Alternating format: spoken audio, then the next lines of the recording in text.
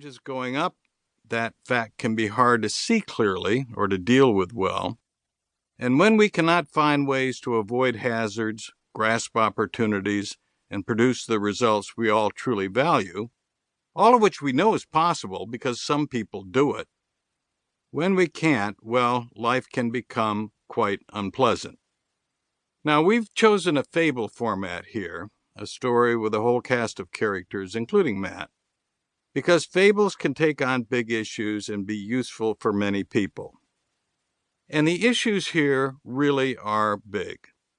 To understand how we can get better outcomes, we need to more clearly see how organizations rise, why they eventually struggle no matter their past success, and why they can fall.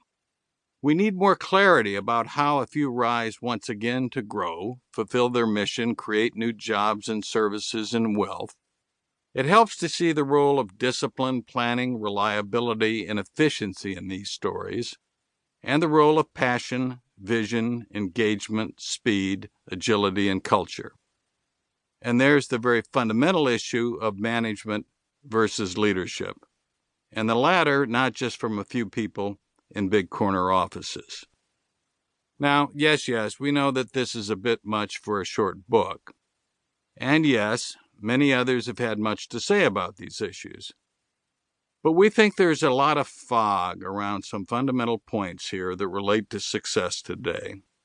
Only when we begin to lift that fog do we have any chance of turning 21st century challenges and threats into truly exciting opportunities for our businesses, governments, nonprofits, and ourselves. Now, I could go on and on talking about the many decades of research underlying the ideas and insights in this story, but a discussion of that here could undermine our goals of being short, thought-provoking, useful, and fun. At the end of the book, I will offer some thoughts about the issues raised in that research and in this story. For now, enough. Let's go back and start from the beginning of the story.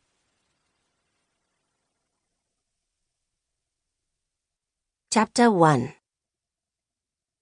Once upon a time, there was a most interesting clan of animals that humans call meerkats. They lived in the Kalahari, a warm and dry stretch of land in the southern part of the African continent.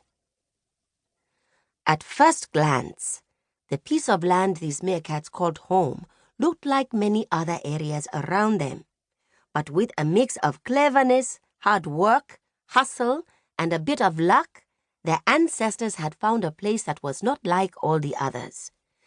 A brush fire had cleared the ground before their arrival and had created a nearly perfect habitat. Many predators had been driven away by the fire, and there was plenty of food, which mostly consisted of scorpions, crunchy insects, worms, eggs, and from time to time some fruits. The clan started with 12 cats and grew to more than 150, a remarkable size that is far from typical. Meerkats can have between 2 and 4 litters a year, with 3 to 5 pups per litter.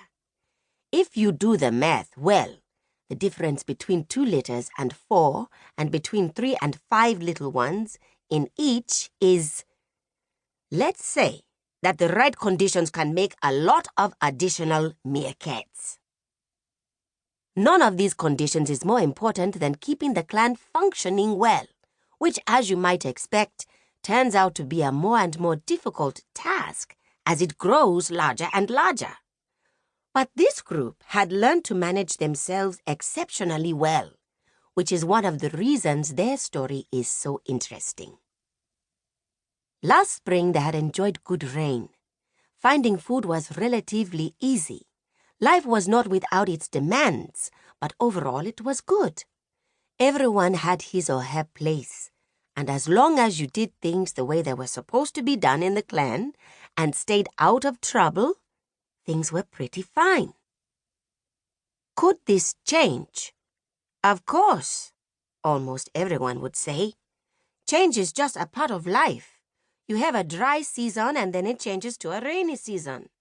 We have hawks trying to get us some.